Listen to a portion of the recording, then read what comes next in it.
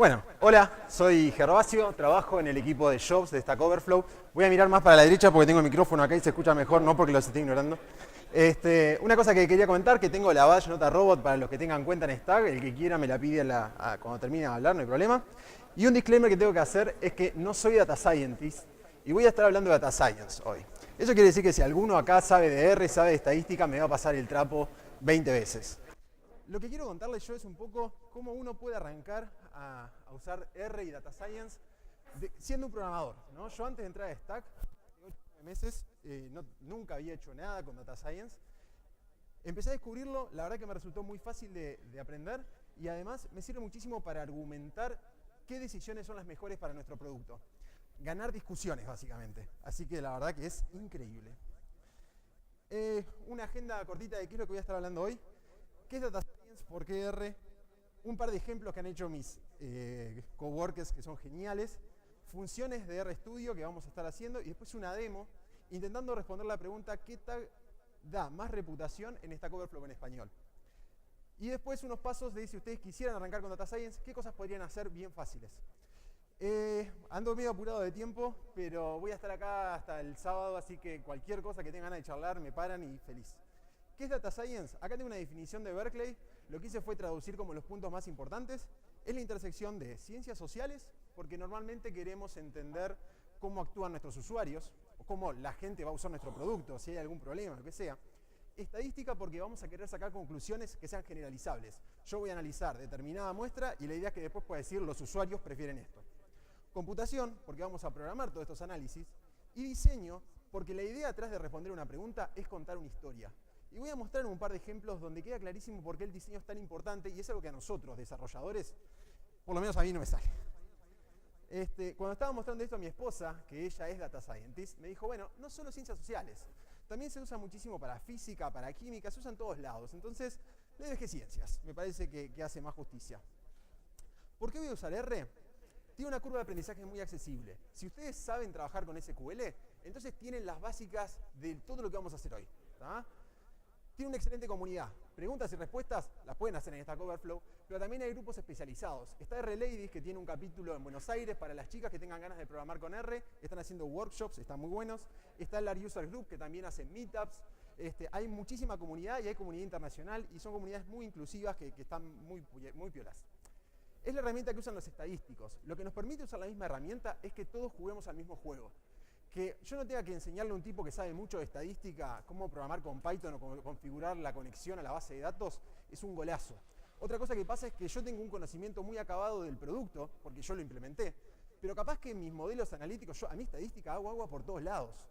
Entonces, yo puedo hacer un modelo a partir de mi conocimiento del producto y después compartirlo con gente que habla mucho mejor estadística que yo, donde me puede decir, che, Gervasio, no, acá la pifiaste mal, pero si hicieras este test de no sé qué cosa, podemos decir que confiamos mucho en los resultados. Está en la vanguardia del conocimiento. Toda la gente que escribe PhD al lado de estadística es la misma gente que escribe los paquetes que yo voy a estar usando. Entonces es como que todo el tiempo tenemos feedback instantáneo de qué es lo que está pasando en el mundo. Y hace cosas difíciles de forma fácil, y eso para mí es fundamental, porque yo puedo entrenar un modelo de Machine Learning. Yo, que no tengo la más puta idea de qué es Machine Learning, básicamente. De hecho, vamos a hacer una demo y después tengo colgado el código. Ahí pueden ver que estoy haciendo un modelo de una regresión lineal, que son literalmente 3 líneas. Acá hay un ejemplo que hizo Dave Robinson, él es un Data Scientist en Stack Overflow, intentando responder la pregunta ¿qué lenguajes usan de noche? ¿Sí? Ahí tengo el link al artículo completo, bíchenlo porque la verdad que está buenísimo todo el análisis que hace, pero yo quería enfocarme en esta gráfica en particular. En esta gráfica, no sé si se leen las tags de abajo, abajo tenemos las distintas tags de Stack Overflow, ¿tá? Las top 10, ponele. Y en el eje de la Y tenemos el porcentaje de visitas, ¿tá? El porcentaje de visitas obviamente no es absoluto, es el porcentaje de visitas respecto al total de visitas que recibe esta tag. O sea, C# es una tecnología muchísimo más popular que Haskell. Entonces acá está normalizado por el total de visitas que recibe cada tag. Y arriba tenemos la hora local del usuario. Entonces, fíjense lo que pasa, están todas las tecnologías durmiendo y de repente se levantan, es la hora de la oficina, ¿no? Si ustedes se fijan, con Visual Basic, que es la segunda, o C#, que es la tercera, ni bien se vienen las 9 de la mañana, se vienen para arriba, ¿tá? Y después tenemos un momento donde todas están trabajando al mismo momento. Pero pasa algo súper interesante con Haskell, enganchando con la anterior, ¿tá? Que cuando todas se van a dormir, Haskell se va para arriba. Y a partir de esto, podemos analizar, podemos teorizar, podemos decir, ¿qué será? ¿Será que estamos todos tristes programando en C# y Java y cuando llegamos a nuestra casa abrimos Haskell? Puede ser, ahí tenemos que empezar a preguntarle a la gente. Otro análisis copado que sacó Dave la semana pasada es analizando la encuesta que hicimos en Stack Overflow, que tenemos 64.000 desarrolladores que la respondieron, cómo impacta el uso de o espacio en el código en la plata que uno gana, en el sueldo. Y llegó a la conclusión de que, controlando por un montón de factores, es más lucrativo programar con espacios que con tabs. Entren al artículo, aparte todos los datos están abiertos, esto salió en Gizmodo, salió en todos lados, está muy bueno. Y por último, hablando más de producción, yo trabajo en el equipo de Jobs, nuestra idea es conseguir a los desarrolladores el trabajo de sus sueños, wink wink. Y en este artículo, Aurelian, que es otro miembro del mismo equipo, cuenta cómo usamos Machine Learning para elegir qué trabajo le mostramos a cada visitante. No le mostramos lo mismo a cada uno porque sabemos cosas de los otros usuarios. Sabemos si visitan más tags de C#, sabemos si visitan más tags de Java, sabemos un montón de cosas y en este artículo cuenta exactamente la cantidad de veces que nos equivocamos hasta que llegamos a algo que por ahora funciona, pero seguramente encontremos algo mejor en poco tiempo. Entonces, funciones útiles. Capaz que esta parte se siente muy rápido, si se pierden alguna cosa no pasa nada. Mi idea es que se queden más con la idea de cómo estamos haciendo las cosas. Las slides van a estar colgadas y me pueden parar a preguntar cualquier cosa. Así que por eso está el correcaminos. Básicas de R y RStudio, bueno, las tablas se llaman data frames. ¿Tá? Siempre que hable de un data frame estoy hablando de una tabla con datos. Asignamos con menor y guión. ¿Tá? Entonces A menor guión 1 es le asigno 1 a la variable A. También se puede usar espacios, ¿tá? Pero hay una filosofía atrás de R que es como mantenerlo raro. ¿Tá? Entonces hay decisiones que están hechas a propósito para que sea raro. Otra cosa, los índices arrancan en 1, que eso es algo que, bueno, ¿tá? Usamos pipes, pero los pipes, por supuesto, tenían que ser raros. El pipe es % mayor %. Y si yo tengo X y hago pipe de F, es exactamente lo mismo que hacer F de X. X, pipe, F de 1 es lo mismo que F de X1. ¿Para qué nos sirve? Para encadenar. Nos hace el código más legible, pero no tiene ninguna otra ventaja. Y Tidyverse es una de las librerías que voy a usar hoy, que nos permite filtrar, agregar, modificar data frames. R en particular no es súper rápido, pero las librerías como Tidyverse, que están hechas en C++, tienen una performance un poquito mejor. Entonces, si tengo este data frame, ¿tá? Muy sencillo, y le aplico un filter por edad mayor que 17, llego a este data frame que tiene exactamente las mismas cosas, menos a Romina, que tiene 15 años. Entonces, como no tiene edad mayor de 17, sale del data frame. Mutate lo que permite es modificar alguna columna existente o agregar una columna nueva. Si arranco de este data frame, que es el mismo que teníamos, y defino una nueva variable, es mayor, la defino como edad mayor que 17, llego a este data frame. Tiene exactamente los mismos contenidos y una columna nueva es mayor, que es un booleano. Group by y summarize. Esto es SQL. ¿Tá? Tengo este data frame, estoy haciendo un group by por país y en summarize lo que pongo son las funciones agregadas. ¿Sí? Entonces lo que estoy haciendo es edad promedio es igual a min, la media de edad, y mayores la estoy definiendo como la suma de es mayor. Entonces, cuando corro este código, group by y summarize, siempre van juntos, llego a este data frame donde tengo agrupado por país, que fue lo que le pedí. Inner join, left join y anti join, la sintaxis es la misma. Tenemos el data frame de la izquierda, que es con el que veníamos trabajando. Tenemos el data frame de la derecha, que es países. Y lo que queremos hacer es un join. Para eso lo que hago es usuarios, pipe, inner join con países, y después le digo por qué columna. O sea, voy a usar de usuarios la columna país, de países la columna código. Esa va a ser mi clave del join. Y defino un sufijo que va a ser punto usuario para usuarios y punto país para país. Cuando corro esto, llego a este resultado. Y acá podemos ver que el sufijo que yo definí lo usó para desambiguar la columna nombre. ¿Tá? Tenía nombre en usuario, tenía nombre de país. Si yo no tuviera esto, no sabría qué hacer. Bueno, en SQL pasa algo parecido, de hecho. Si no definimos, nos da que es ambigua. Y después, esta es una librería que usamos tidytext para hacer text mining. Text mining, el objetivo de text mining es intentar sacar conclusiones, intentar hacer análisis sobre texto que no tiene una estructura. ¿Tá? Tengo un montón de texto y tengo que sacar cosas. Tidytext es una librería que nos ayuda a hacer eso. Entonces lo que hice fue agregarle a estas personas los helados que van a tomar. ¿Tá? Si yo miro esto, me sirve un montón para ver qué pasa con los helados. Veo que tengo 2 helados en Uruguay, veo que tengo uno en Argentina y uno en Paraguay. Pero si quisiera hacer un análisis de los gustos, es un poco más complicado. ¿Cuánta gente que toma dulce de leche? Bueno, si empiezo a mirar, veo que Luciano, pero después Martín también. Cuando uno quiere agregar esta información, es muy difícil. Me serviría muchísimo más tener un data frame con esta estructura, donde los datos estén repetidos, pero los gustos estén cada uno en su fila. Si yo miro este segundo data frame, es mucho más fácil ver qué pasa con el dulce de leche. Veo que Luciano en Paraguay y Martín en la Argentina van a tomar dulce de leche. Tenemos la función unNestTokens de esta librería que hace exactamente eso. Me convierte el data frame de la izquierda en el de la derecha, para poder hacer análisis sobre el texto en particular. unNestTokens le defino cuál es la columna nueva. Acá le dije quiero que se llame gusto. Le defino cuál es la columna vieja, gustos, quiero que agarre los datos de ahí. Y después le digo cómo quiero partir este texto. Le dije usar la expresión regular, coma espacio. ¿Tá? Y una vez que tenemos los datos de esta forma, ¿qué queremos hacer? Probablemente querramos graficarlos. Para eso usamos ggplot2, que es una librería justamente para hacer gráficos, donde trabaja por capas. Yo voy definiendo el gráfico en distintas capas y cada capa le va haciendo una transformación al gráfico que yo tenía. Lo que arranco haciendo es decir, bueno, ggplot, que es la función donde creo el gráfico, en el aesthetics, que es el AES, yo digo qué variables van a estar en mi gráfico, le digo quiero graficar la variable gusto. ¿Tá? Y después, yo ahí definí como las bases del gráfico, digo, haceme un histograma donde en el eje de las Y esté la cantidad de veces que aparece el gusto. ¿Tá? Cuando yo corro esto, llego a este gráfico. Este gráfico está bien, o sea, la información que se muestra es correcta, pero si se fijan las etiquetas abajo dice chocolate amarg dulce de leche. Capaz que no se ve mucho. Entonces lo que podemos hacer es agregar una capa extra, un core flip, que lo que haga sea rotarlo. Lo único que hace es rotarlo. Y hay una consideración acá también respecto al diseño, y es que nosotros estamos acostumbrados a leer de izquierda a derecha, de arriba para abajo. Las gráficas que tienen esta forma son muchísimo más fáciles para nosotros para interpretar. Cosa para tener en cuenta que aprendí de gente que sabe muchísimo de estas cosas. Y después, por último, otra cosa que podemos hacer es un facet wrap. Facet wrap lo que hace es dividir el gráfico a partir de una variable. Acá lo que le dije es, ese mismo gráfico, dividímelo por país. Entonces llegó a esto, que es una información que está interesante. Acá yo puedo hacer comparaciones entre los distintos países de los gustos de helado y podemos ver que el limón parece ser muy popular en Uruguay. ¿Ah? La idea es esta, hago un gráfico y empiezo a agregar capas para modificar lo que tengo. La última cosa teórica con la que quiero aburrirlos hoy son los boxplots. Los boxplots nos permiten analizar, o también se llama diagrama de caja y bigotes. Me permiten analizar la distribución de una determinada variable. Este boxplot tengo la distribución etaria de los atletas de las Olimpiadas de todos los tiempos. ¿Tá? Y esto está segmentado por género, pero es un género raro.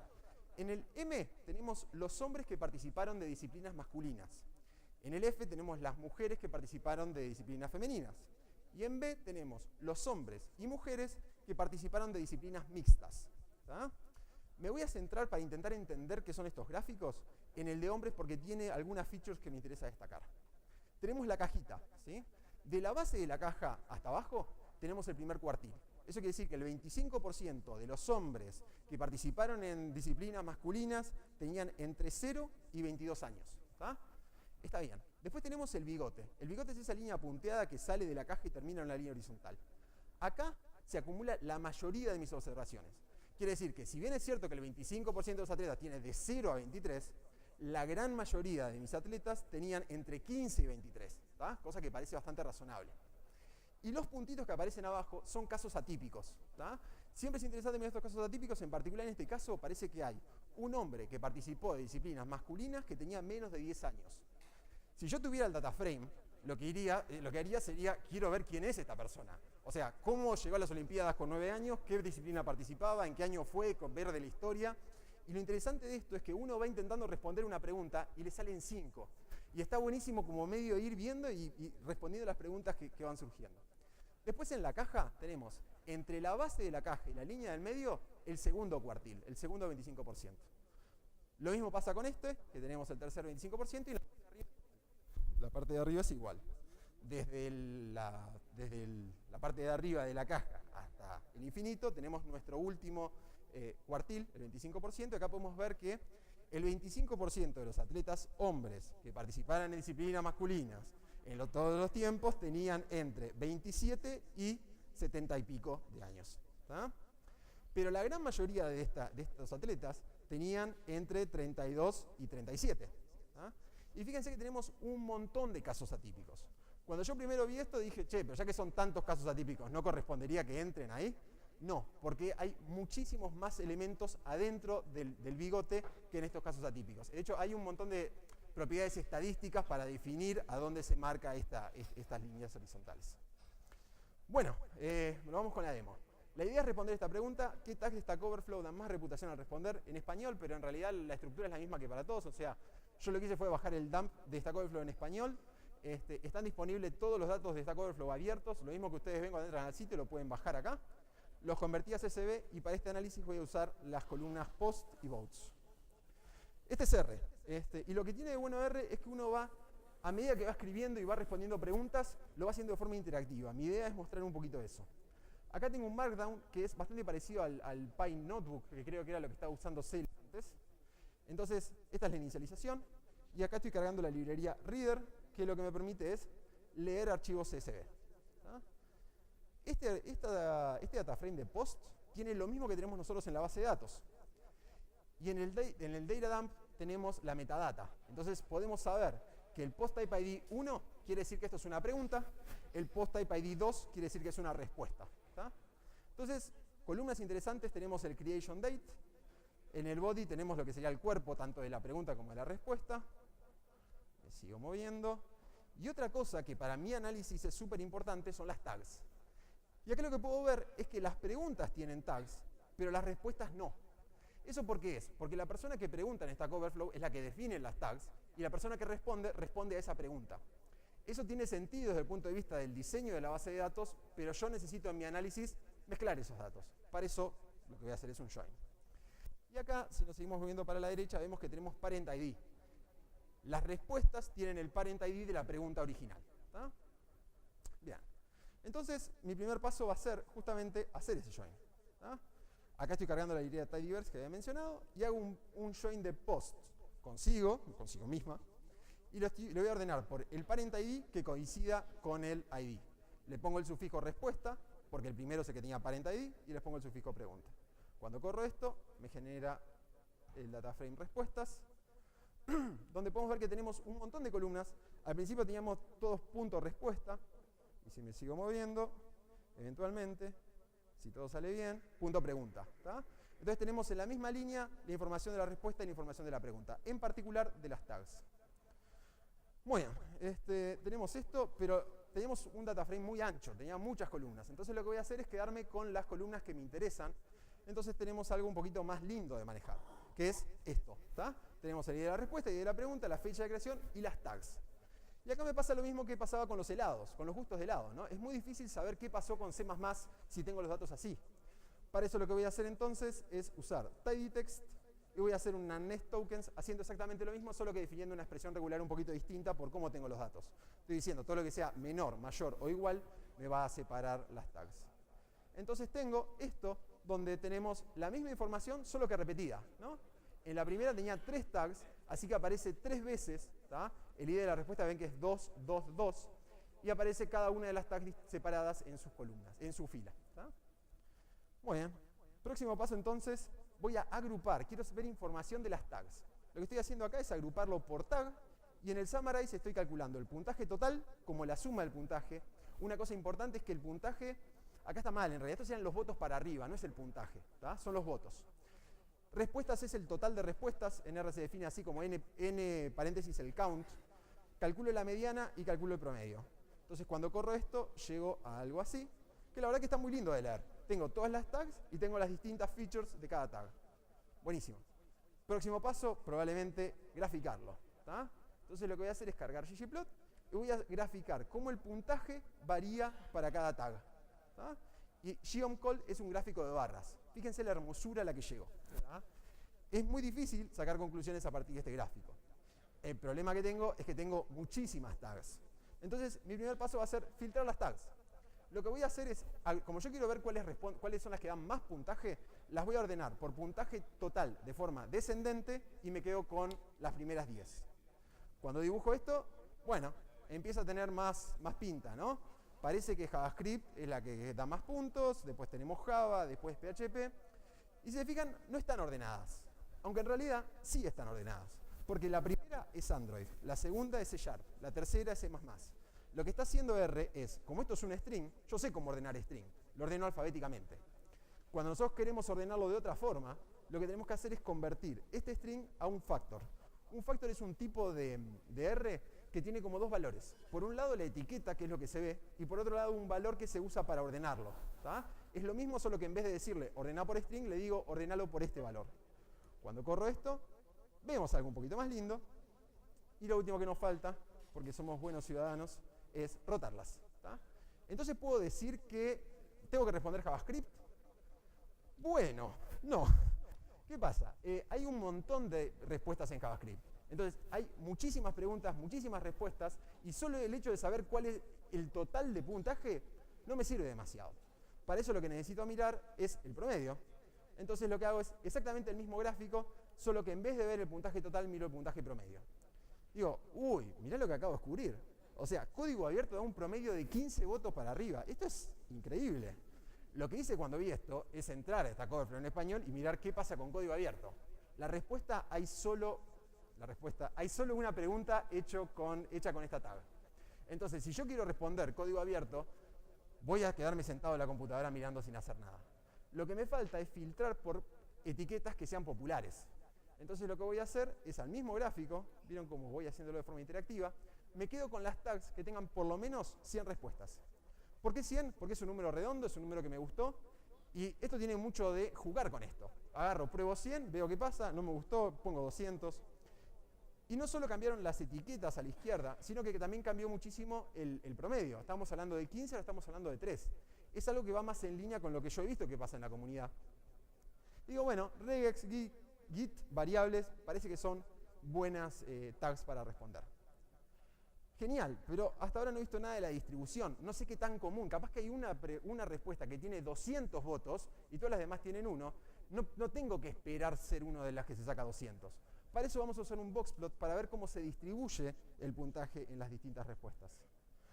¿Qué pasa? El boxplot, o sea, hasta ahora yo para dibujar estos gráficos de barra tenía la información agregada. Tenía para cada tag cada uno de sus valores. El boxplot necesita conocer todas las observaciones para poder calcular cuál es la mediana, cuál es el primer cuartil, el segundo cuartil.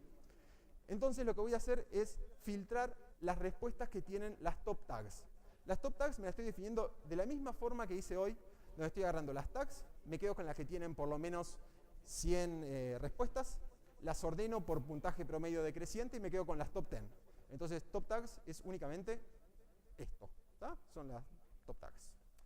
Entonces ahora lo que voy a hacer para dibujar el boxplot es a las respuestas que tenían con sus tags, que era esto, ¿tá? Este data frame que habíamos construido hoy, le voy a hacer un join con las top tags para solo quedarme con esas respuestas.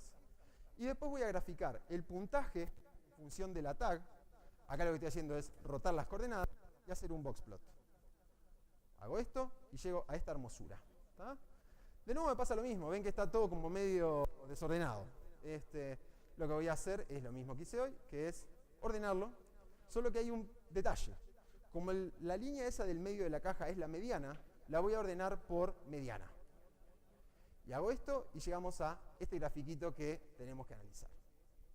A ver, para empezar vemos que revisión de código, regex, git y bash, esas 4 tienen una mediana de 2. ¿Tá? Eso quiere decir que es bastante probable. O sea, el 50% de las respuestas tiene entre menos infinito y 2. ¿Tá?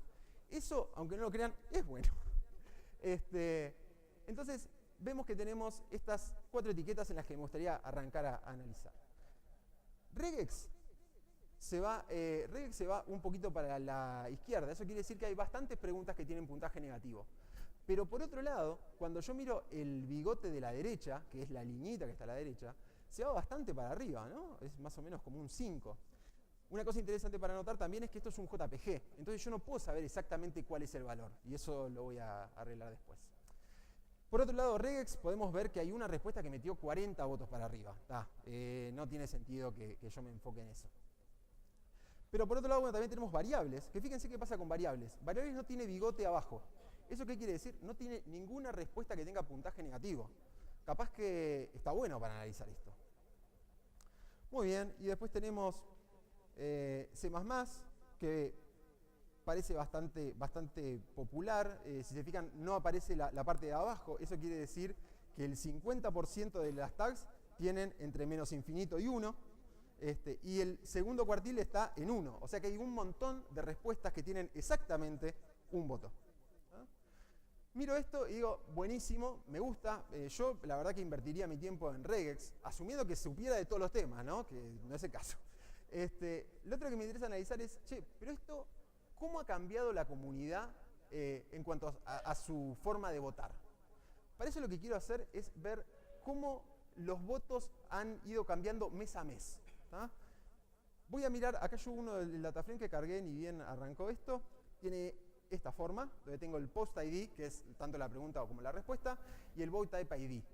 Yo, como vi en la metadata, vote type ID 2 es un upvote, es un votito para arriba. Quiero concentrarme en los votos para arriba. Quiero ver cómo ha cambiado la comunidad su comportamiento con los votos para arriba. Para eso lo que voy a hacer es, agarro el votos, me quedo únicamente con los que son tipo 2, que son los que son upvotes, les hago un join con las respuestas para ver a qué respuesta están votando. Y acá me voy a quedar con el mes. Acá estoy definiendo mes, ¿tá? Y me quedo con el mes a partir de la fecha de creación. ¿Tá? Eso es básicamente lo mismo que veníamos mirando y hago un group by por mes. O sea, me quedo agrupo todas las respuestas por ese mes. Defino votos por respuestas y respuestas. ¿Tá? Respuestas es la cuenta total de esas respuestas en ese mes. Entonces tengo un dataframe que tiene esta forma para cada mes, los votos por respuestas y las respuestas. Buenísimo. Y ahora lo que voy a hacer es, en vez de, además de ggplot, voy a usar Plotly, que es una librería que no genera JPGs, sino que genera un HTML con un JavaScript que me permite interactuar con el gráfico. Y fíjense lo que tenemos acá. Se ve que cuando el sitio recién lo largaron, la gente votaba como loca, ¿no? Estaban todos copadísimos, me encanta esta cosa en español, estoy re feliz. Entonces tenía un promedio de 9 votos positivos por respuesta. Eso es muchísimo. Después, acá por marzo, bajó a 3 y vemos que quedó bastante estable. Entonces, capaz que las conclusiones que yo saqué no serían de las mejores. Entonces, lo que hago es simplemente vuelvo para atrás. Y acá donde tenía este código del gráfico, pongo exactamente el mismo código, pero le pongo un filtro para quedarme únicamente con las que tienen fecha de creación mayor o igual a 1 de marzo. Cuando corro esto, entonces, me genera dos gráficos. ¿Tá? Este es el anterior, este es el nuevo. Fíjense cómo cambian las cosas, ¿no?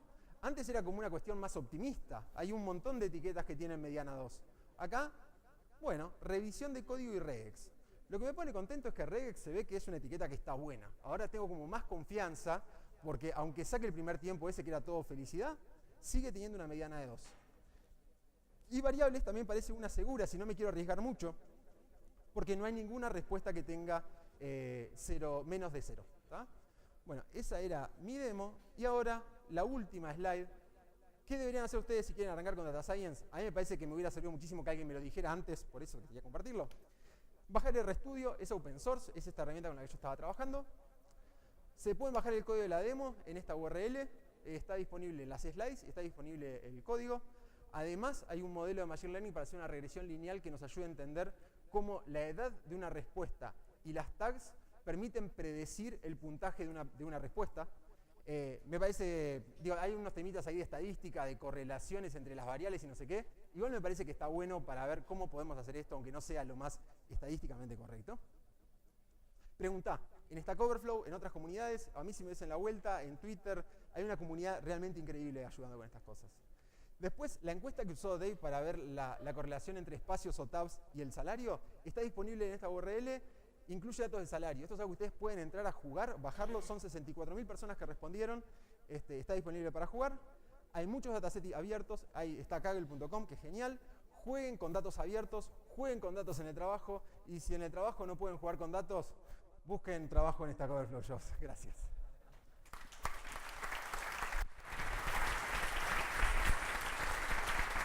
Muchísimas gracias, Gervasio.